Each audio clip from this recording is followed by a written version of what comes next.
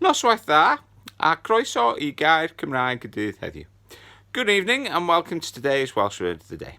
And today's Welsh Word of the Day, to do with the Six Nations, which is coming to a conclusion tomorrow, is the Grand Slam. And the current holders of the Six Nations Grand Slam, which won it last year, are you right? Cymru. That's right, Wales. Wales won every single match in the Six Nations last year and got the Grand Slam. Welsh for Grand Slam is the Camp Llawn, which is the winning streak where you win every single match that you play in the Six Nations, which is 5 matches. And Wales, until tomorrow afternoon or tomorrow evening, are the current holders of the Six Nations. Chwech glad, Camp Llawn.